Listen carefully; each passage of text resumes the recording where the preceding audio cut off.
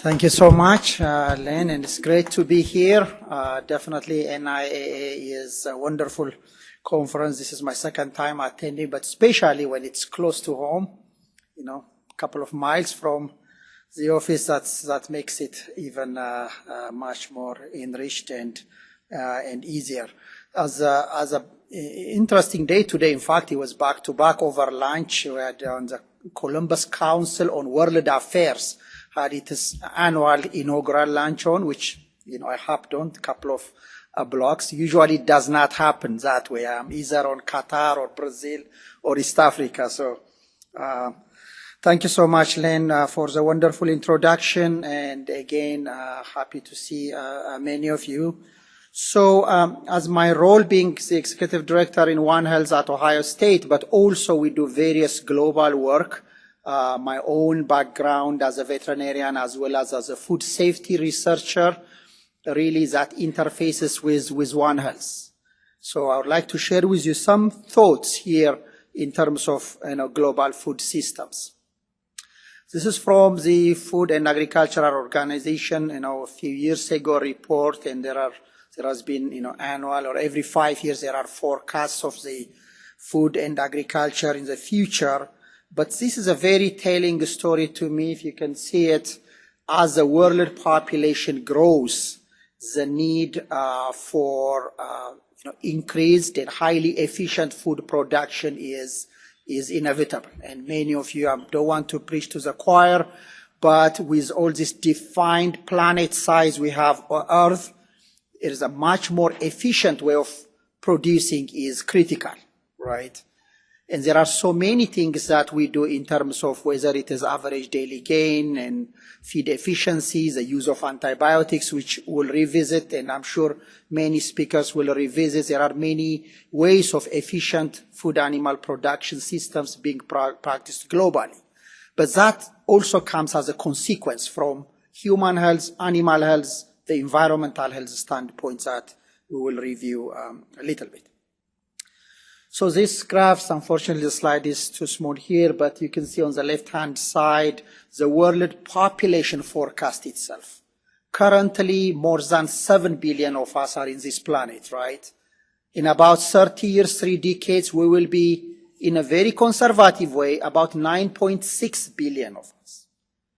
More than 2 billion will be added in 30 years. If you divide that by 30 years, it will be about 81 million people every year.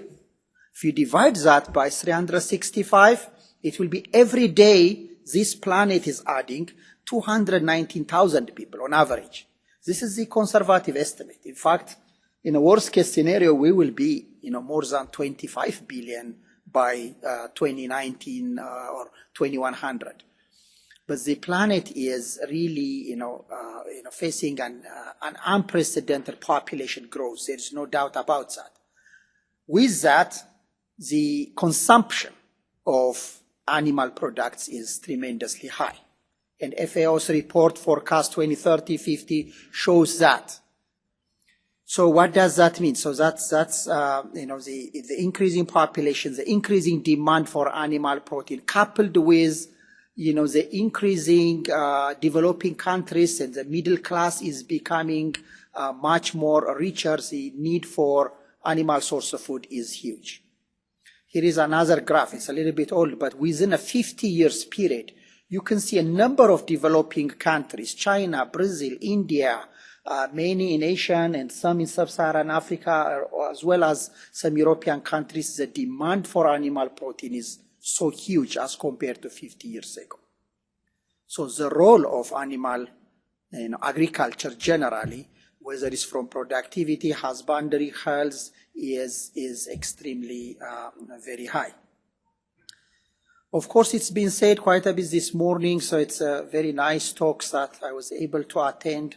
Also, you know, not only the need for animal agriculture, but we also understand the global and the world need. We live in a highly interconnected world. Here is an example from the Institute of Medicine. The National Academy of Sciences published this about 4 or 5 years ago. On average, a bowl of salad we consume in average U.S. restaurant, you know, right here in this hotel or down the road. The ingredients could originate potentially from 33 different countries. You can imagine the croutons, olives, tomato, lettuce, almost everything gets imported. So that's a global trade, not only in animal products, but these are vehicles also for pathogens, chemical hazards, and biological hazards that gets into One Health, and which we will review soon. Another way to look at it, how interconnected we are globally. There are so many examples you can give is the corporate world. Here is, a network of either US-based or other global companies. Alltech is, one good example. There's so many different companies dealing with animal production or other food products that are really interconnected globally. We live in a, relatively speaking, every year is a smaller world, much closer to each other. So the need to tackle global issues, global systems is crucial. If you look at travel is the same way. Every day more than 1 million people land into US or going for business, corporate migration, and so on and so forth. The same is true for various reasons. With all these factors interconnected, this is Food and Agriculture Organization's recent forecast, looking at between, starting from 1990s all the way to 2050. You can look at how much the global food trade will be expanded in the coming few decades. We are right now, I don't know if we have a pointer here, but let me use my mouse. We are right now this middle part. So this is the global food trade about currently. But you can see by 2030 how much this will be expanded. Particularly if you see these stripes in the developing regions, the major developing regions, the export as well as the import market gets expanded in fact, the import market in the developing region may shrink, but the export market will be huge. So for US animal agriculture also there is, growing global demand that will need to be fulfilled. Same thing for 2050 to feed this increasing population. So if you look at in a typical integrated food animal community, being myself practiced a lot in North Carolina, researched in the second largest swine producing state, highly consolidated, highly integrated system from pre-harvest, post-harvest, wholesale, retail, Smithfield, or whatever company we're referring. There is, a number of issues related to, with the global dimension, as with relation to food export and other things. The need for whether it's domestically for food security or globally, the trade need in terms of food access, utilization, food safety, one critical good component of food security becomes a very important trade issue as well. Sanitary and phytosanitary measures, I'm not getting into much detail. With that, there is a number of environmental drivers. As the population grows, urbanization grows, and there is a natural, degradation of resources. There is climate change, undeniably, even so, depending on which meeting you'll be attending, you may see denials. But clearly, there is no doubt climate is changing as scientists. I hope you agree with me. There are so many socio-economic drivers. There are so many drivers besides the classical, food animal production systems that governs the whole aspects of this. This has been almost, it's become, everyday discussion in every meetings, whether it is in Europe or Africa or in the United States.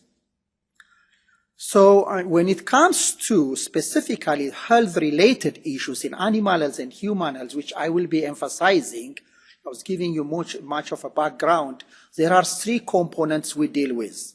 The host, which are, whether it's poultry, swine, beef, dairy aspects, the pathogens they carry, whether it's Salmonella and others, or antibiotic resistant E. coli or others, and then the surrounding environment that interfaces between host and pathogens. Many of you may not recognize this picture. I'm sure at least one person will know this. This is from, east part of North Carolina. Can anybody tell me what this is? What do you see here?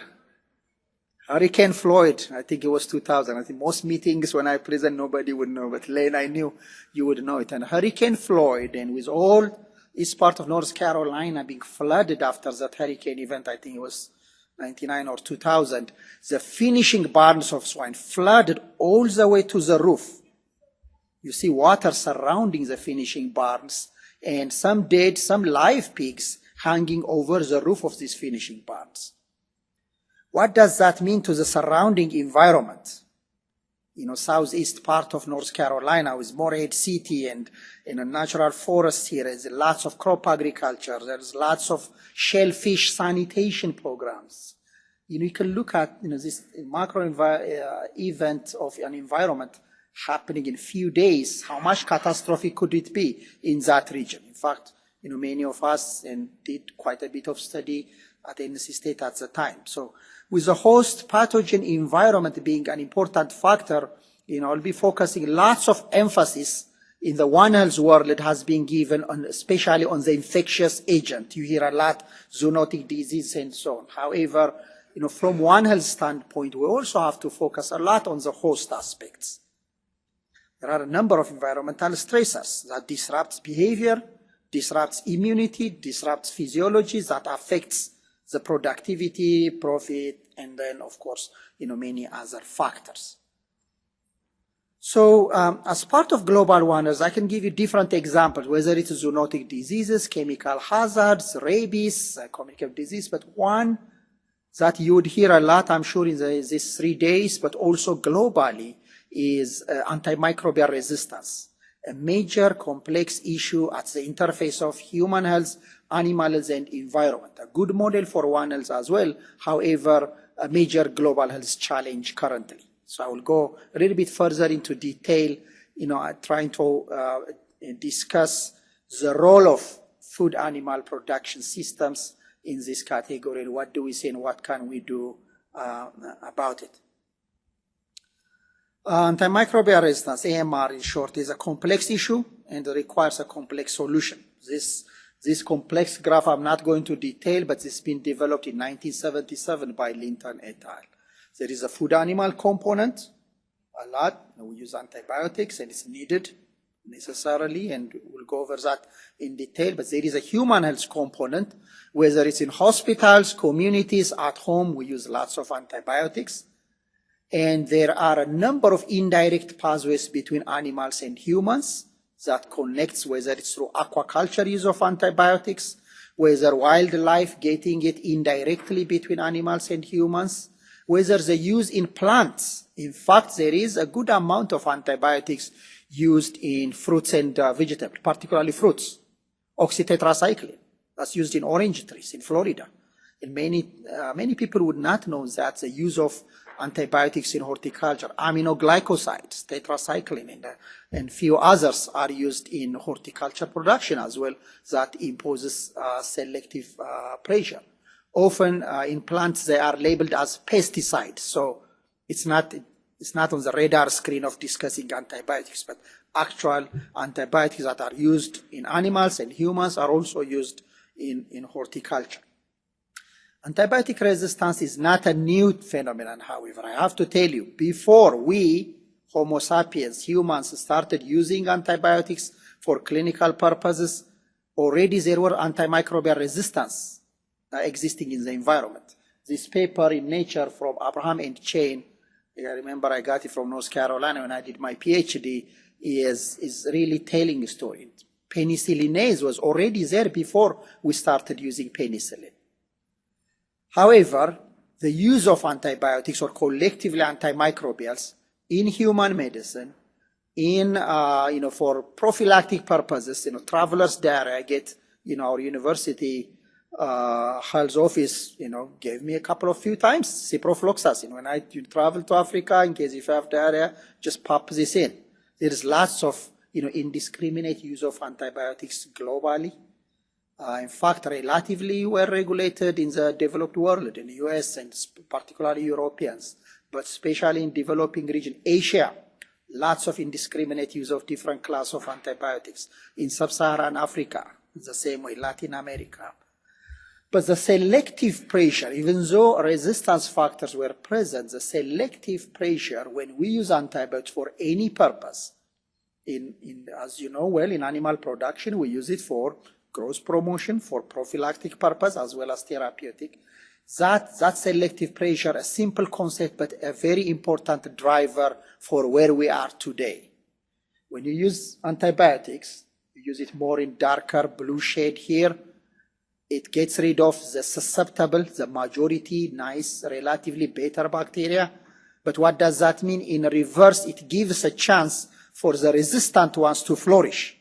Because the resistant ones you see on the orange will fill the ecologic niche naturally, whether it's in the GI tract or in the respiratory system or outside in food animal production systems. What happens is, even if you withdraw antibiotics after a given time, and of course the last 10, 15 years we've done lots of study on swine production systems in poultry as well that do not use antibiotics, still you get resistant ones lingering for decades, for a long period of time.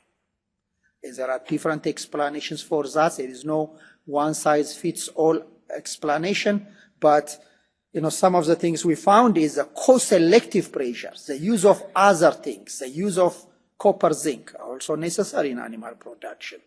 The use of disinfectants in hospitals. Right here in Columbus, we found in some hospitals, the use of disinfectants, which are necessary, but also give us a chance. It's a selective pressure where some of the resistant ones become tolerant to antibiotics, tolerant to disinfectants, and resistant to antibiotics. In the U.S., as you know, the non-therapeutic use and versus therapeutic use, there is a lot of controversy. Nobody really happened to know exactly how much of antibiotics is used in animal production versus in humans. But this is perhaps the closest from relatively neutral, American Society of Microbiology reports. The non-therapeutic use, about 25 million pounds. But this is used for a number of different food animals with different body weights. You can imagine how many chickens there are in even in large produce, how many swine, what is their body mass. Humans, they use, about 4%. We use about 4 million pounds, according to this estimate. When I saw this thing, for me, the most striking one, I said, the largest use is here. Not here, honestly, I don't know about you. The sheer, graph, it looks, taller here, right? However, this is for a number of species and body mass versus this one species. We use about 20% of the resources. Just one species, relatively smaller than, a beef or a dairy cow or half of a swine. So there is lots of use both in animals and humans, assuming this is a correct figure. This is a little bit old data as well, but from U.S. International Trade Commission reports, close to half of those sold are for human purpose, about 48%, and 52% used for animal purpose. It's very hard to get really where do you get the accurate data, as well as, sold doesn't mean utilized or used. So there is a number of stages that you can measure antibiotic use, but still very important in food animal agriculture. What is the motivation for antibiotic use? If you look at prior to the 1960s, antibiotics were extremely expensive. At that stage, there was not much of intensive animal production systems anyways, and antibiotics were expensive, and nobody would kind of dare to use them and not necessary to use. But if you look at after the 1960s, it's much, much cheaper to use antibiotics. So it's much easier to use. The intensive production system since the early 1960s became a much more efficient and effective. One reason being the use of antibiotics, arguably, is the use of antibiotics and antimicrobials in the US and in Europe. But does it benefit animal products? Here is an example from swine production systems by Dr. Gary Cromwell from University of Kentucky. It was reported about maybe 10, 15 years ago, but it's a very well-done study, a very controlled environment, followed up for more than 10 years, within that University of Kentucky farm. And you can look at, the the benefits that they measured at breeding stage all the way to the winning to market finishing stage, and as compared to the costs are shown in red. So per pig, the producer gets close to $4 return by using antibiotics. So that's a major motivation, right? You can imagine, one consolidated and highly integrated company, I don't know, Premium Standard Farm work with, or Smithfield, others, you may have 1 million sows that are producing so many, a couple of liters a year and so many piglets. So that means, easily, for, 10 million pigs or so, that times 4 would be 40 million return for the company in 1 year. So there is a huge incentive to use antibiotics. But when you withdraw, there is also consequences, and there is disincentive associated to that without necessarily knowing the benefit to human health or not, that is the key controversial figure currently, even though, of course, the recent events of where we are. But this is just giving you the scientific aspects. When you look at the European world, particularly where a relatively closer look at antibiotic use is done, Denmark is perhaps a very good example. Since 2000, they phased out gross promotion use of antimicrobials, but what you see in return is the increasing therapeutic use of antibiotics. And the way they regulate antibiotics is very different from how it's done in the US and in FDA. We can discuss more, but there is a discretion of the veterinarian going to the farm. I've been there quite a few times in swine production systems in Denmark. And they have a leeway to use higher dose, lower dose, and things like that in water use. And you cannot necessarily really minimize the selective pressure by doing that. Still, there is a very high selective pressure. Still, there are lots of multi-drug resistant strains. In fact, in Europe, Netherlands and Germany, others, that's where, of course, I don't believe it's associated to that, but just to tell you, Livestock associated MRSA emerged in 2004, 2005, few years after, even Europeans, voluntarily withdrew gross promotant use of antimicrobials. So antimicrobial resistance is a complex issue, but also very important from the global food systems standpoint as one of the stakeholders in this antimicrobial resistance dynamics is animal production system. That's inevitable, as well as the human. There are so many stakeholders in this issue. From the Canadian Antimicrobial Resistance Monitoring System, CPARS, you can see this graph when the voluntary withdrawal of antibiotics happened in Quebec province, as in the Salmonella, Heidelberg, in chicken and others became more and more susceptible to antibiotics, they found very good results in terms of that. I don't know the current trend, but that was very interesting to see the reversal of multi-drug resistant in Salmonella, which is bringing encouraging figure. There are lots of data from the National Antimicrobial Resistance Monitoring System, NARMS. I know in the previous NIAA, like Patrick McDermott from FDA, others presented. I don't know if anyone is presenting this year, but clearly, and as expected, not much surprise, but there are a number of resistant foodborne pathogens, Salmonella, Campylobacter, others becoming resistant to some of the leading antibiotics. Here is a couple of examples. Third generation cephalosporin, Ceftiofur, you see in the maroon, mainly high, they find it, NARMS finds it high proportion in chicken breast, and Gentamicin resistant Salmonella, that you see in yellow, more commonly from ground turkey. There is this association of resistant Salmonella and different product types. And the same thing with quinolones and Campylobacter historically, but with the withdrawal of serafloxacin and enrofloxacin, the trend has been overall positive from the last NARMS I saw. This is from our study in North Carolina, as well as from the national swine and clinical and non-clinical strains.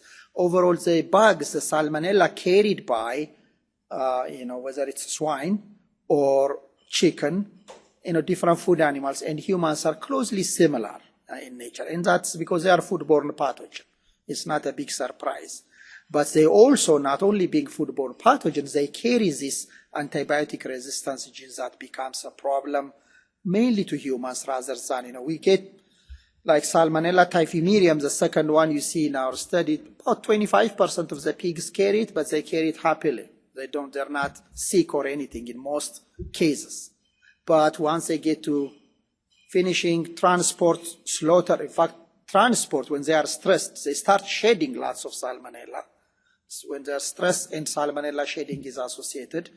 And then the moment they get slaughtered in few hours, whether Tar Heel plant, Landis, and in Ohio, we work in the northwest part, that's the contamination to carcass becomes higher risk after they are stressed as well. That's in fact another point of intervention in terms of managing the animal stress. The host is a good way of, replacing, the use of antibiotics in some ways. There is E. coli. There are a number of other, correlating, animal-human pathogens and multi-drug resistant ones have been reported.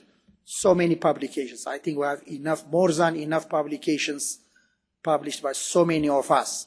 But what we need is really solution. How can you manage this problem to get a better results locally, nationally, globally? Because this is a very highly dynamic and highly interrelated issue. As I mentioned earlier, our studies, there are some European studies, Frank, Erastrap, others showed the association with not only just use of antibiotics, but also other co-selectives that we have to use, like disinfectants. We have to, whether it's trucks transporting pigs or chicken, or whether it's on a farm between batches, all in, all out, you have to use disinfectants. But unfortunately, they happen to be also selective pressure for antibiotic-resistant strains. Okay, but that is natural. So I just want you to appreciate the complexity of the issue, not to say don't use disinfectants. Of course, we have to use disinfectants. So if you look at the global dynamics, overall, currently, it is concerning to all of us, to all scientists, policymakers, community stakeholders, that according to this report, a review done, and you might have read it last year or 2 years, close to 2 years ago, that came out, about 10 million people die every year because of infection due to resistant infections. Of course, recently, the World Health Assembly, in the last meeting in May, passed a resolution to find a solution, collective solution. Majority of these cases are in Asia and Sub-Saharan Africa, about 80%, with more than 8 million people estimated. But 2 million people die in many other parts of the world. North America, about, I think it's between U.S., Mexico, and Canada, are, I think there's 317,000 estimated cases every year. So the 10 million, how much is, I'm not saying that it's because of animal agriculture use, but we have a role. There is a big role in human medicine as well. How much of the 10 million do you think we have responsibility? And how can we manage it? Because just withdrawing the use of antibiotics is not a solution. We know that it lingers, resistant strains linger for a long time. So it's a complex issue. There is no easy solution. But this is a very important issue in terms of global food systems, in terms of One Health and protecting health. So the question often, of course, discovery of new antibiotics come into the picture. Of course, okay, tetracycline, we commonly get 80% of Salmonella to be resistant. Why not go ahead and discover a new one? But unfortunately, the resources to discover a new ones are depleting. Obviously, that is become a big disincentive to the pharmaceutical industry. For the human and animal health R&D pipeline, I guess it's from Tom Schreich, my wonderful colleague previously at Elanco, that if you look at this in the human health side, there is the pipeline to discover, and it takes 12 to 15 years. And it costs about, this is from European data, 1 billion euros. It's extremely expensive, extremely time consuming, and the resources, it's not as easy as, streptomyces or other, antibiotics, fungus that you can easily discover 40, 50 years ago. In the animal health discovery, it is the same way. Perhaps it's cheaper, the process a little bit, smaller, but again, it takes 8 to 12 years and more than 100 million euros. And again, the resources are limited. So the incentives for the pharmaceutical industry to discover new antibiotics is not there. In fact, what happened, in 1980s with great success, ciprofloxacin, fluoroquinolones, other third-generation cephalosporins. In the 1990s, there were other macrolides, novel ones were discovered. But since then, if you look at the human health and animal health, the focus also diverged. In fact, it helped us in veterinary medicine, the human health focus, were piggybacking on some antibiotics discovered for human purpose being used for animals. But that's not much of the case, even with those limited research. The human health is now focusing on MRSA, MDR pneumococci, XDR tuberculosis, others which are not an issue in the veterinary medicine side. In the animal health, there is a number of other issues, respiratory enteric diseases, whether it's mycoplasma or other things. Of course, in companion animal is a little bit different, but in the animal agriculture, livestock side, the focus is different. So there is that divergence, also not necessarily helping on the discovery side, but in terms of responsibilities of who is bringing antibiotic resistance to humans, that's also a telling story. Many of the pathogens that are resistant in the animal world, in the livestock side, are different from the human health drug-resistant focus. You don't get XDR tuberculosis from cows or deer, or of course there is, it's a concern having M. bovis, but it's not about resistance issue. It's the same thing on many others. Majority of the human health issues, in fact, the livestock-associated MRSA, there is some good evidence it is a reverse zoonosis, or however you term it. It came back from human health into the animal world. And once it gets to the livestock, you can imagine how much it can be amplified with intensive production systems. But often the origin of drug-resistant infections happen to be humans, hospitals, big time hospitals, community. We had issues recently, even outside of resistance, on hypervirulent Clostridium difficile. Much of a human health issue, but becoming an issue in human health. MRSA is another one, the livestock-associated MRSA that is recognized in Netherlands and other places, has been clearly tracked back the predecessor version of the strain in human medicine. But now it adopted the animal world, it got into pig production systems in the Netherlands, and then got amplified, thousands of times with the intensive production systems we have. So again, the issue is complex, not much solution. But in terms of discovering new antibiotics, you all know the answer, right? So there's no much hope on that. Look at the list of pharmaceuticals in the 1980s. Everybody was looking for antimicrobials. 98, the list diminished tremendously. 2010, if you see the bottom right, very few. In fact, really out of those 7 listed in a serious way, maybe very few, about 3 of them are truly looking for discovering new antimicrobials, not much. Correct me if I'm wrong, anybody here from the pharmaceutical industry. But this is globally recognized phenomena that there is no much incentive for the pharmaceutical industry to discover new antimicrobials. So, what is the choice? Alternatives to antibiotics. There are different ways of looking at this. There was a very nice review paper in Nature in more than a year ago, 2015, looking at bacteria, predatory bacteria against the pathogenic bacteria that we don't like. Very good, interesting results and development on that.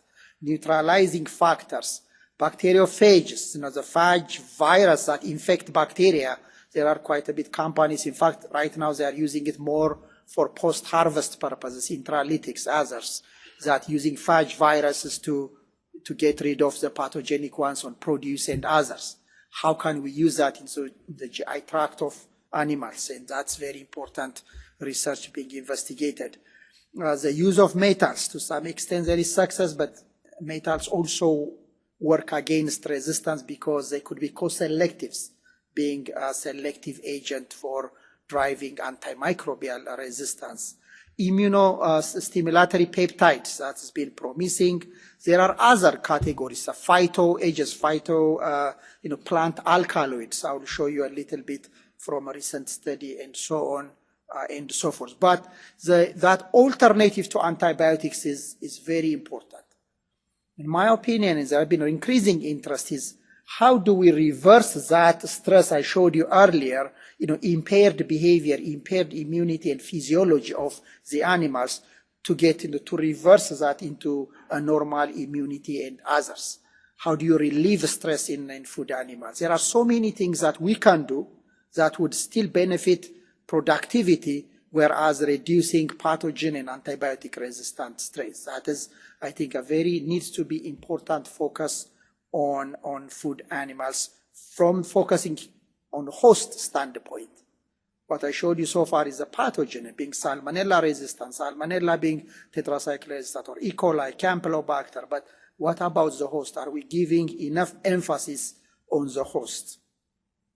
Here is a quick study from recently published from our group. That's a study done collaboratively between Germany and here at Ohio State. Dr. Valeria Artuso, former postdoc, who still is doing work on this flavophospholipol, for example. It's a quaternary benzophenone-treating alkaloid that has been already in human medicine recognized back in the 1980s.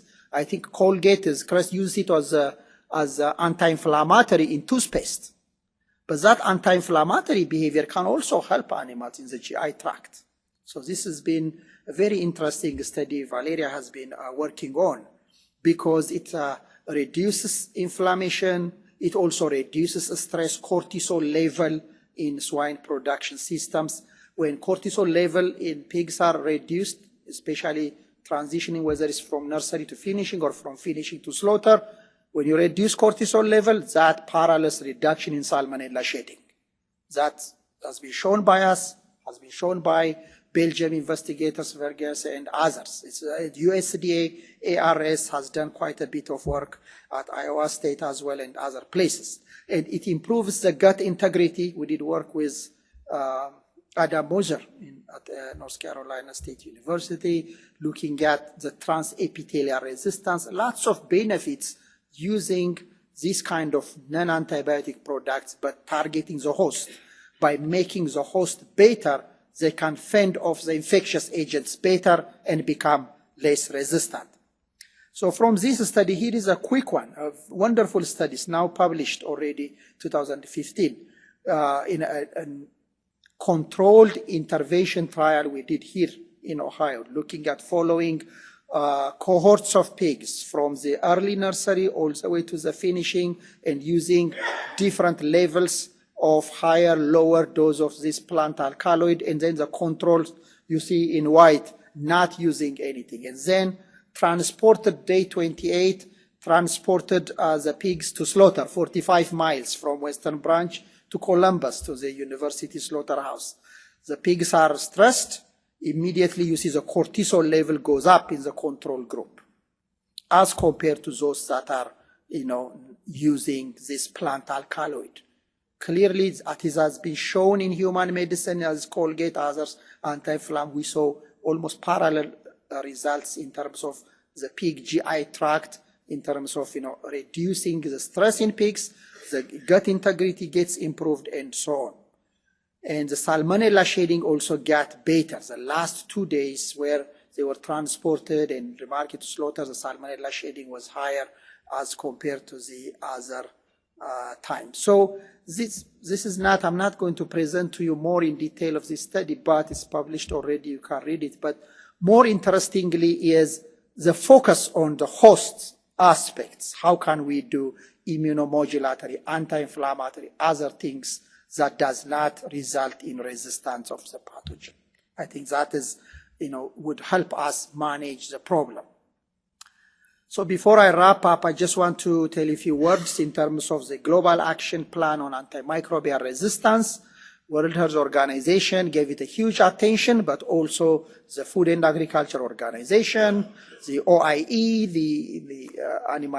the World Organization for Animal Health, They have a joint plans, and now these days, as you know, antibiotic resistance is in everybody's radar screen at national levels. The PAC-CARB committee by the former President Obama had a number of attentions in different countries.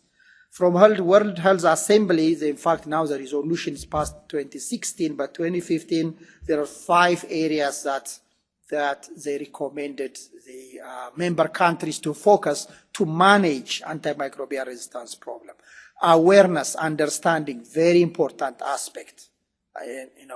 This is tremendously important, day by day, not just veterinary clinicians or producers, but also human medicine physicians, pediatricians. Just believe it or not, yesterday evening I was discussing with my daughter, who is a 9th grader. She had an ear infection with some flu or something she had a couple of weeks ago, and then got ear infections, and she got ciprofloxacin ear drops, and then amoxicillin to take. And I told her diligently to take. She's been taking, and last night I said, have you taken your Cipro? She said, no, my pediatrician told me to stop it.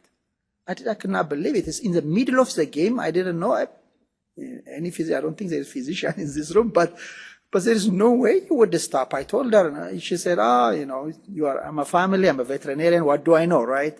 She said, oh no, my pediatrician said, as long as you continue your amoxicillin, you are okay. So she stopped it. This is, we see lots of this awareness, even the specialized world, even the farm. There is lots of need in awareness everywhere. Human, animal medicine. Strengthens the knowledge base and evidence base. That's really surveillance and monitoring. We've been doing NARMs in the US, but not many countries globally are doing it. Or even if they say they're not doing it. Go to Asia, you see lots of indiscriminate use of antibiotics, a lot more than even I know Africa and others. Reduce incidence of infections. That is IPC, infection prevention control, is major focus especially in human medicine, which is good. It is good. As long as you don't have infection, you don't have antibiotic resistance, just do not jump between people or animals and humans by themselves. They have to be carried on to some organism, a bacterial organism. So IPC, infection prevention control, is one big focus, especially in human medicine, and it is a focus in veterinary medicine, but need to be at a higher level. How do we reduce, pathogens to be able to reduce antibiotics? Optimize the use of antimicrobials. That is the stewardship.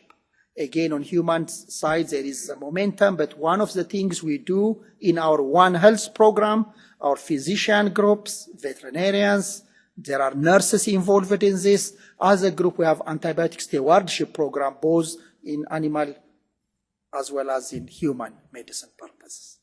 And then develop economic base for the sustainability, the funding, resources. It all depends on the resources.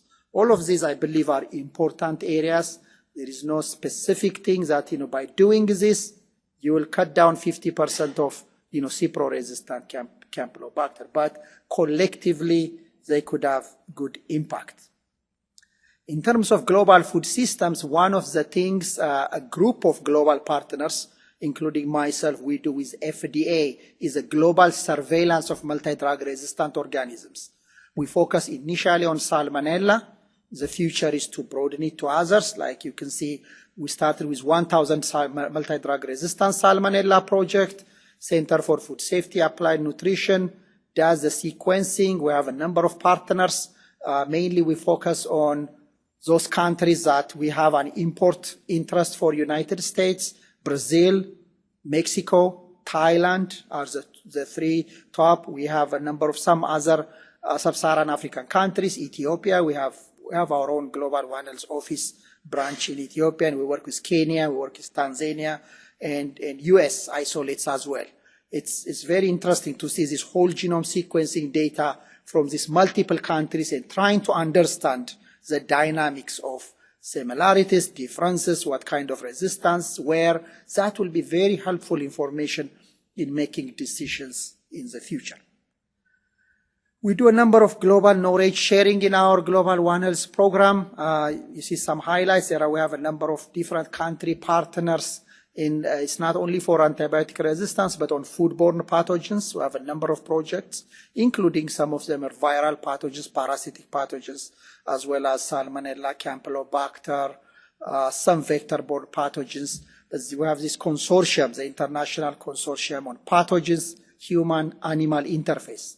And the foodborne and resistant pathogens are among major focus of this network that we have been working on since about 2010, 2011.